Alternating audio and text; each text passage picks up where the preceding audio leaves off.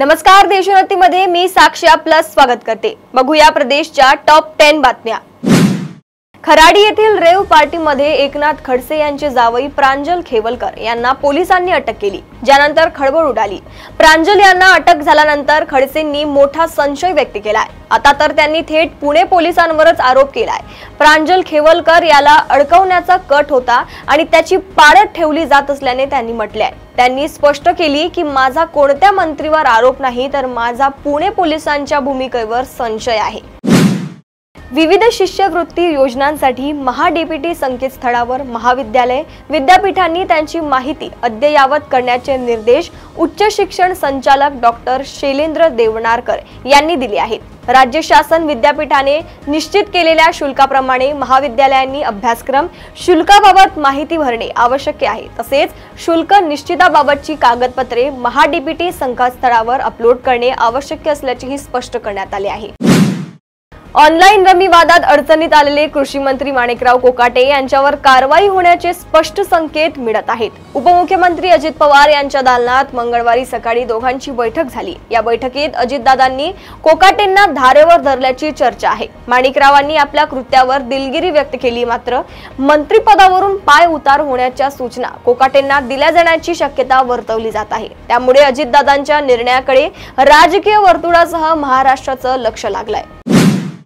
सरकारी सेवेत असलेल्या समाज अधिकारी कर्मचाऱ्यांच्या माध्यमांच्या वापरावर महायुती सरकारने निर्बंध घातले आहे। यापुढे राज्य सरकारच्या किंवा भारतातील अन्य कोणत्याही चालू किंवा अलीकडच्या धोरणावर कृतीवर प्रतिकूल टीका करू नये, असे स्पष्ट निर्देश सामान्य प्रशासन विभागाने परिपत्रक जारी करत दिले।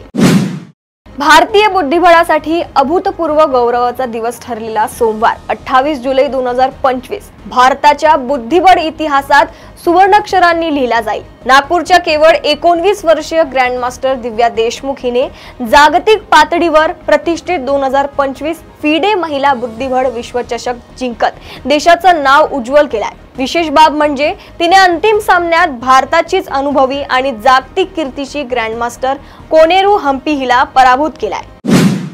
शिवसेना उद्धव बाळासाहेब ठाकरे पक्षाचे प्रमुख उद्धव ठाकरे यांच्या वाढदिवसानिमित्त मनसे अध्यक्ष राज ठाकरे यांनी मातोश्रीवर जाऊन त्यांची भेट घेत त्यांना वाढदिवसाच्या शुभेच्छा दिल्या। राज आणि उद्धव यांच्या भेटीमुळे राजकीय वर्तुळात पुन्हा एकदा अनेक तर्कवितर्क लढविले जात असतानाच आता उद्धव ठाकरे यांचे पुत्र माजी मंत्री आदित्य ठाकरे आणि मनसेचे अध्यक्ष राज ठाकरे यांचे पुत्र आणि मनसेचे अध्यक्ष अमित ठाकरे यांची भेट होणार असल्याची खात्रीलायक माहिती पक्षातील वरिष्ठ नेत्यांनी दिली आहे।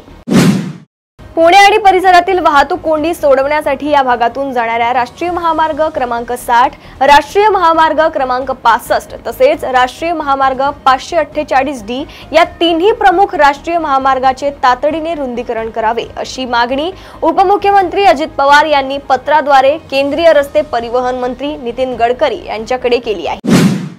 काल 28 जुलै 2025 रोजी लोकसभेत ऑपरेशन सिंदूरवर चर्चा झाली। या दरम्यान सोलापूरच्या काँग्रेस खासदार प्रणिती शिंदे यांनी त्याला ऑपरेशन सिंदूरला तमाशा म्हटले।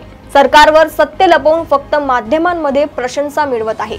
प्रत्यक्षात ऑपरेशन सिंदूर हा एक तमाशा होता। सरकारने ऑपरेशन सिंदूर मधून देशाला काय फायदा झाला, या कारवाईत किती दहशतवादी पकडले गेले, पाकिस्तानने भारताची किती विमाने पाडली, या कारवाईत झालेल्या चुकांसाठी कोण जबाबदार आहे, असे प्रश्नही त्यांनी यावेळी सरकारला विचारले।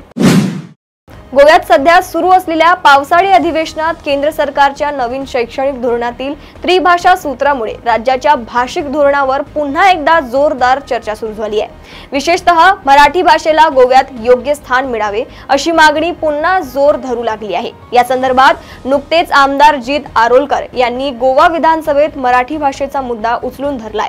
गोव्यात मराठीला निदान दुय्यम भाषेचा दर्जा मिळावा अशी सूचना त्यांनी केली, ज्याला अनेक मराठी आमदारांनी पाठिंबा दिलाय। वेकोलीच्या वणी नॉर्थ क्षेत्रांतर्गत येणाऱ्या कोलार पिंपरी खुल्या कोळसा खाणीच्या कोल स्टॉकवर मागील 3 महिन्यांपासून कोळशाला लागलेली आग धगधगत आहे। यात वेकोलीचे मोठे नुकसान होत आहे। सोबतच येथे काम करणाऱ्या कामगारांना या आगीची दाहकताही सोसावी लागत असून त्यांचे आरोग्य धोक्यात आले आहे। मात्र वेकोली प्रशासन याकडे गांभीर्याने लक्ष देत नसल्याचे दिसून येत आहे। प्रदेशातील अशाच टॉप 10 बातम्या जाणून घेण्यासाठी बघत रहा देशोन्नती। नमस्कार। ठळक घडामोडींसाठी देशोन्नती न्यूज चॅनलला सबस्क्राइब करा आणि बेल आयकॉन प्रेस करा।